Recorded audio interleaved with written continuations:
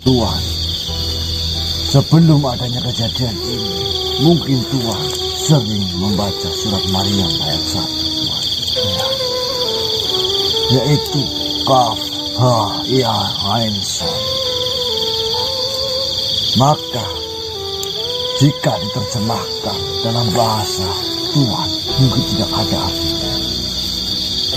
Tetapi bagi orang-orang yang memiliki hakikat, mereka sedikit mengetahui tentang Kaf Ha Ya Ain Sad, Tuan.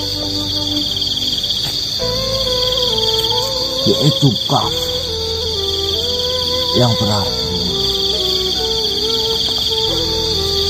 dan Ha yang berarti hidup,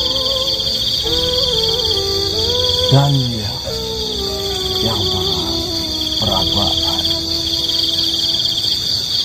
dan Ain yang berarti penglihatan, dan kemudian Sod yang berarti pendengaran.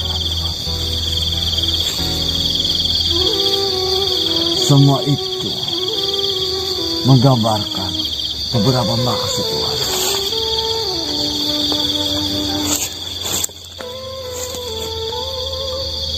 Dari pengertian nafsu, lawamah, dia bersembunyi di balik mulut, dan amarah, dia ada di balik pendengaran, dan subah itu ada di balik penciuman atau hitung, Tuhan. Tuhanku semua. Yang terakhir, mutmainah. Mutmainah berada di balik mata. Maka sekarang banyak manusia yang memiliki sifat-sifat kenafsuan itu, yang menjadikan sekarang bumi dan alam semesta ini banyak bencana. Tuhan, saya akan memberitahukan kepada Tuhan bahwasanya sekarang ini jika ada pergerakan-pergerakan di alam yang Tuhan huni, itu adalah bentuk dari dakwah awan, Tuhan. Karena saya lihat dari golongan kami, ketika golongan kami bersitu, kami menangkap sesuatu yang jelas-jelas nyata untuk kedepannya, Tuhan. Anggap saja seperti ini. Jika tubuh Tuhan mengalami gatal ataupun mengalami sakit, maka apa yang kalian akan lakukan? Garuk-garuk, periksa. Bener garuk-garuk kan, garuk-garuk. Saya bertanya padamu. Ya kalau gatal ya saya kukurin garuk-garuk. Syarap ya. Sama halnya dengan alam ini dan bumi ini.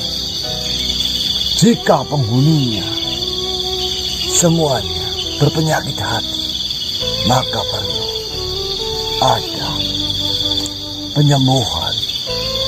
Diobati. Penyembuhan itu bisa dengan adanya gempa, adanya angin, adanya petir, dan awan pun juga perlu diturunkan. Maka dari itu, bagi orang-orang yang tahu atau orang-orang yang beriman dengan adanya bencana itu, maka orang tersebut akan mengucap tasbih karena orang tersebut tahu itu adalah sebuah proses penataan ulang. Maka dari itu, Tuhan, ingatlah kata-kata saya. Sebentar lagi ada perubahan yang akan terjadi. akan ada penataan ulang, Tuhan. Mungkin di tengah Jawa ada cerita, yaitu Ponokawan. Ini hanya penggambaran saja.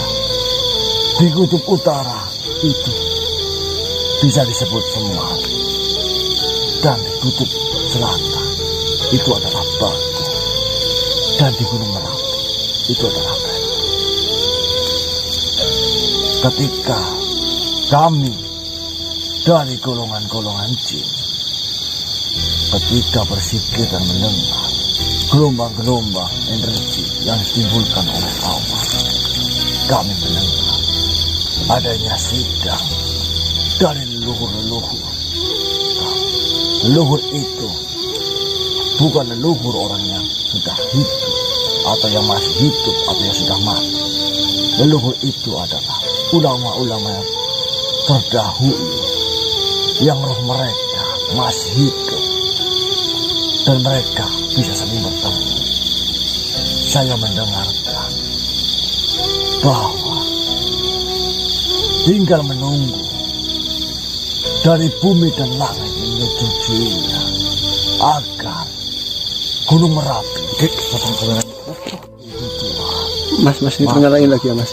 Jadikanlah apa yang saya sampaikan tadi sebagai penguat iman Tuhan dan Tuhan-Tuhan sekalian. Amin. Insya Allah. Tuhan, saya akan berbicara lagi. Bangsa kami ketika bersikir itu selalu berpijak dan memegang tangan. Karena setiap makhluk hidup yang ada di muka bumi ini, mereka berpijak pada tangan. Maka dari itu, hargailah terlebih dahulu yang namanya bumi. Siapa makhluk dan teman terdekat dari Tuhan? Saya bertanya kepada Tuhan. Siapa, Bang? Teman, kawan, saudara yang selalu dekat dengan Tuhan, itu siapa? Saya bertanya dengan Tuhan. Apakah Tuhan tahu makhluk yang selalu dekat dengan Tuhan, yang selalu menerima apapun itu? Apakah Tuhan tahu? Teman saya paling ini semua. Bukan. Jawabannya adalah bumi dan alam ini. Mereka semua adalah makhluk. Mereka menerima Tuhan walaupun Tuhan sudah menjadi bangkai. Mereka selalu menemani Tuhan di setiap Tuhan melangkah kemanapun. Jika tiada bumi, maka Tuhan akan berpijak di mana? Walaupun bumi itu selalu dirusak, diludahi, dicangkul, dan lain sebagainya, maka bumi itu selalu memberikan kebaikannya. Tuhan menanam buah, menanam pohon, menimbulkan buah yang segar-segar, menjadikan kayunya besar. Itu adalah berkah. Dan yang diciptakan atau dikembangkan oleh bumi, maka Tuhan, berdoalah untuk mendoakan bumi agar bumi ini selalu menjaga kedamaian kepada umat-umat Nabi Muhammad SAW. Maka dari saya sangat suka dengan orang yang masih memegang teguh budaya, terutama budaya Jawa. Mungkin tuan-tuan semua tahu adanya proses sedekah bumi yang sekarang masih dijalankan.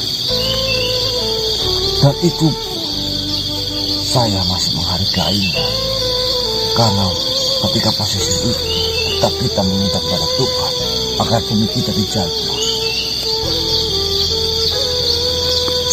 Tuhan, mohon ampun.